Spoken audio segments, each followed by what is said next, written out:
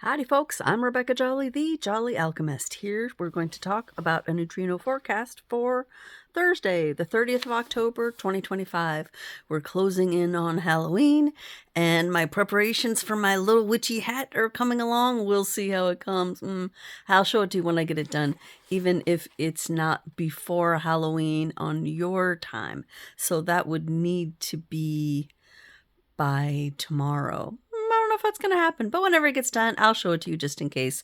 We'll see. I have no idea about this sort of thing. It's a wild experiment. But today we are talking about the sixth line. So we're looking at blaze of glory and wariness. I believe that's what it's called on the other side as well. Yeah. So I'm just going to show you my my little materials here, and then I'll secure the camera and do some explaining about the whole thing. So let me switch here. Okay, so there's the thing. And somebody told me to pause a little bit. 1, 2, 3. Okay, so you can see that. Then we've got our little blaze of glory there. 1, 2, 3. And there. 1, 2, 3. And then we're going to come over to here, our line 6 there, wariness. 1, 2, 3. And this page here. 2, 3. Alright. And I can actually pull up. To heck with that. I was going to show you the actual thing from my tablet where I do the transit, but I've got something else pulled up there and it was too much work, so fuck it. You can look it up yourself on your own free version of 64 keys, while I do just a little bit of chatting about what's going on here. So we have 28-6 in the sun activation. That's blaze of glory, wanting to win no matter the cost. And of course, here in the 6th line, as in all 6 lines, they're really over the hexagram itself. They are above it. I was talking with my partner who carries this energy, both the 28 and the 27, because I think he's got it in his nodes. So they're like the same there. Let me check that. Yeah, it's his conscious nodes. So I was telling him about the nature of this gate of risks, because he's very interested in the 28-38, this channel of struggle, and particularly in the fact that the 38 and the 39 comprise this provocation saddle that's such a difficult thing for some people to handle the energy of. And he said about the risks, I don't feel like I really want to partake in risky behavior. And I said, exactly. That's because you are in that 6th line.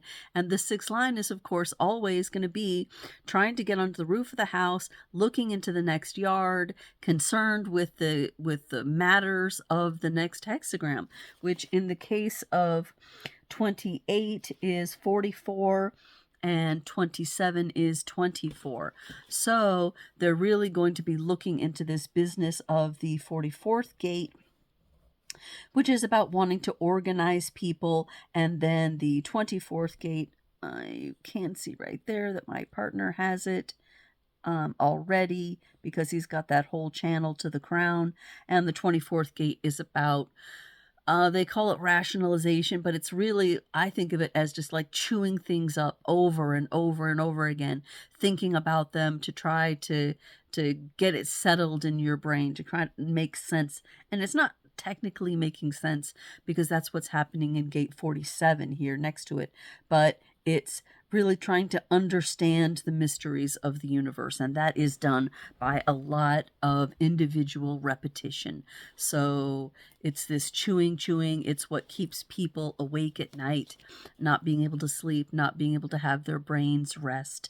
And even if you're in the situation like me, where I have a 65th or 61st gate activation here and not actually the 24, but because I have that 61 and not the 24, I will tend to kind of lean on the 24 uh, in an unconscious desire to make that connection to the crown.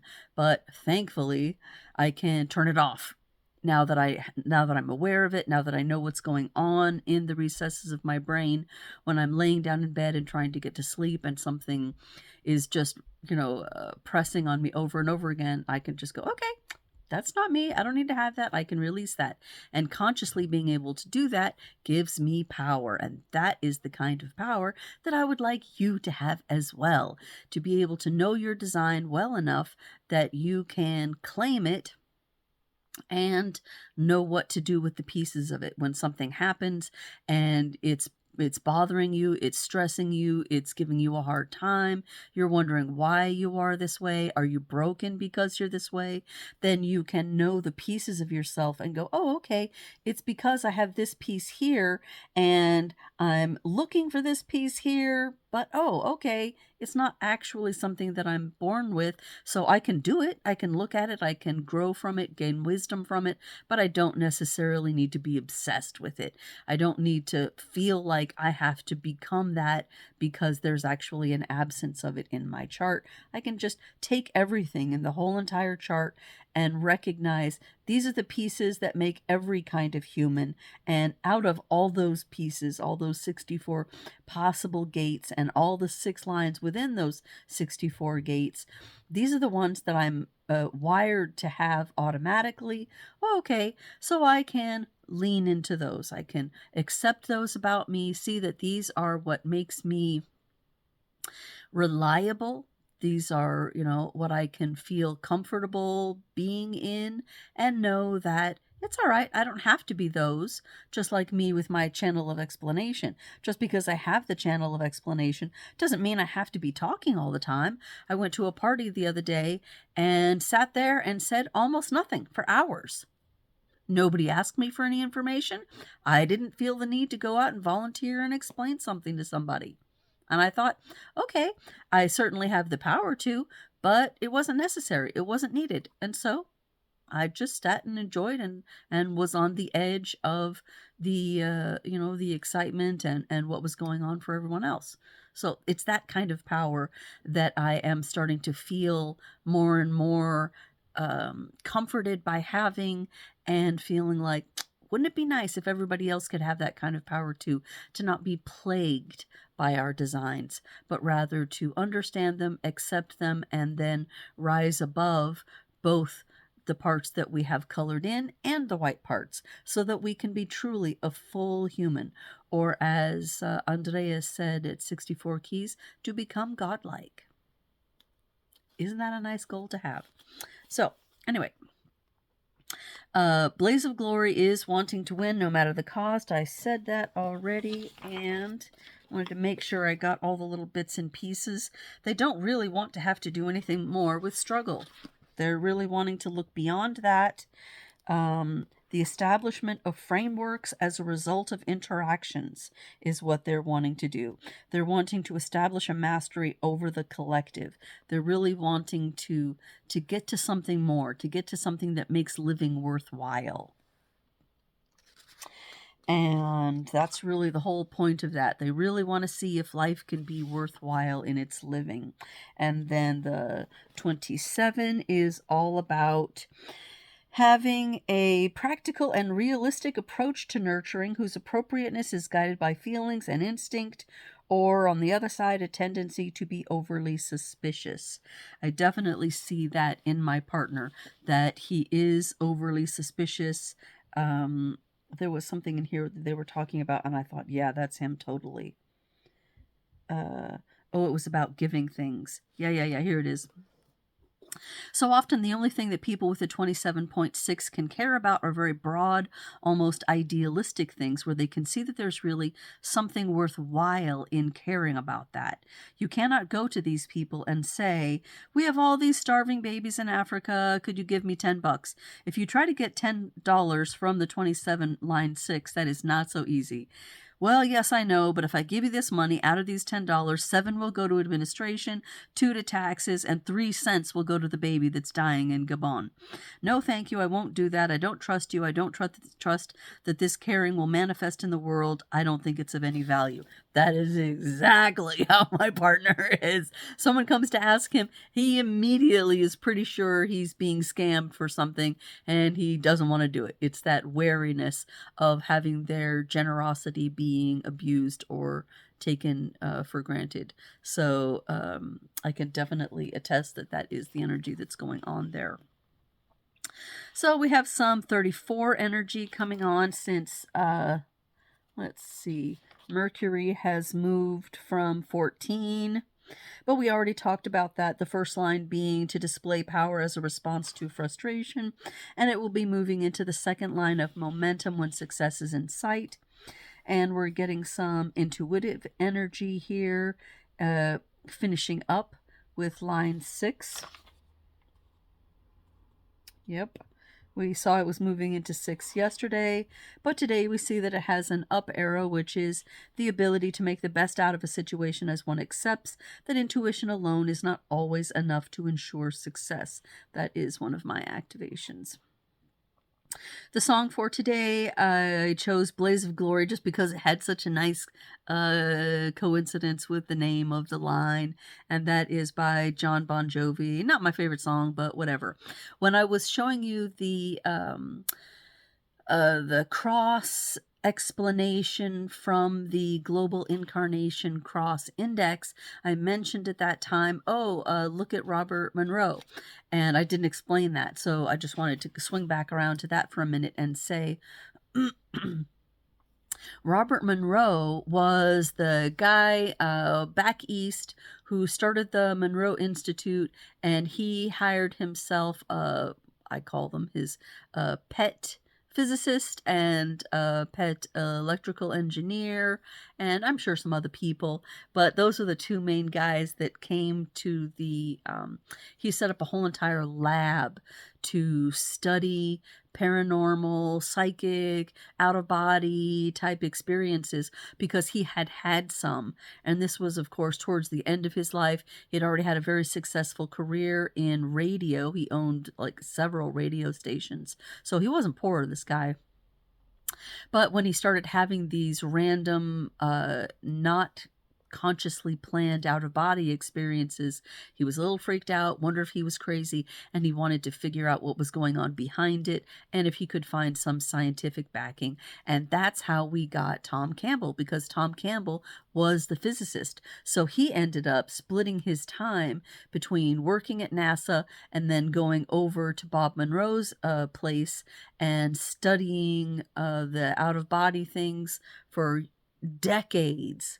And that was the research that he did to be able to write his book, My Big Toe, which, like I said, I think is sort of a branding problem because it doesn't sound like anything cool. But anyway, it is something cool. It's talking about a way for regular folks to understand the concepts behind quantum physics. And I think when you put quantum physics and human design together, you get a system that's very robust for understanding and being able to explain what the fuck is going on with all of us here on Earth. And I think it's pretty awesome that at this special time in the history of our planet, we have the ability to understand so many things that have never been understood before. We've all been sort of wandering around with bags over our heads going, I don't know what's going on. And we have all these philosophers and scientists trying to figure out what the heck is actually happening. Everything is so confusing. And now I feel like, okay, I don't know everything, but between those two and maybe something like permaculture, which can help us actually heal the planet itself and turn it into the Garden of Eden that everybody would love to be living in, where all you have to do is just go out and harvest. Everything grows by itself. There's enough food for everyone automatically. We don't have to be working so hard. We can be ready for this coming age of plenty and looking at higher, growing and evolving rather than being worried so much about money and mine and me and all that sort of stuff. So anyway, it's just interesting. And so that's why I'm here. teaching people the basics of human design. Now, of course, what I do when I meet with people individually for sessions is go much deeper. I build on these concepts so that I don't have to do so much explaining of the basics of what exactly is this gate, what is this center, all the really, really easy concepts. I can say, okay, now you remember when we talked about those things. Now let's look at this. Let's look at how it works with you. Let's look at these things together. Let's look at how you mix with these people and what influences you might have had. So it's a lot more fun to go and look in the depths with individual people. And of course, I am open to doing that. If anyone wants to come and see me, you can come and send me an email, and we can get together and have a good time looking at your chart and helping you get some ease. Really, the whole point of the thing is to not be stressed about life, to be able to relax in life, enjoy life, see the ride, see what's going on, and to be able to enjoy and laugh and smile about it rather than being stressed about paying bills or doing things that are really very Maya-based activities, to be able to rise above it and really see a bigger picture and to be okay with it. So, since we are talking about seeing bigger pictures and being okay with things, let's pick a quote here. The majority of husbands remind me of an orangutan trying to play the violin. Okay, that's Balzac there. Very interesting. Balzac is a very controversial figure over the years, but an orangutan trying to play the violin. I would definitely agree with that. We see a lot of men in our society today, I think, wanting to be good guys, but not really knowing how to, not really knowing how to connect with women, not really knowing how to understand their place in society. And to that, I say, well, it's kind of like the old feminist saying that goes, we have to free the women so that they can turn around and free the men. And I think that's really right about the place where we are, where we see more and more women are starting to grow up, starting to handle and face and overcome their trauma, accept it, grow from it, become a person, become people that are slightly more evolved, looking towards the welfare of all humanity and not just me and mine. And the next step is for the men to be able to have the presence of mind to be able to allow the women to lead them.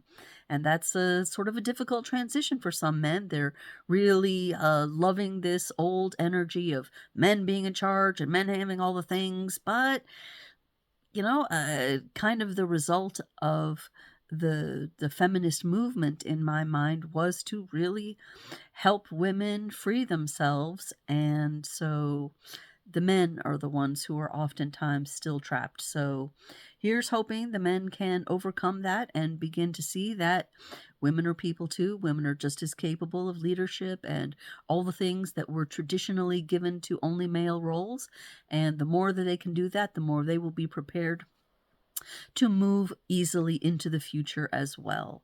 So there's that. Come on back tomorrow. We'll talk about tomorrow's energies, and it will be the transit for Halloween. It'll be a new cross and all new energies. So we'll see what happens there. Until then, ciao.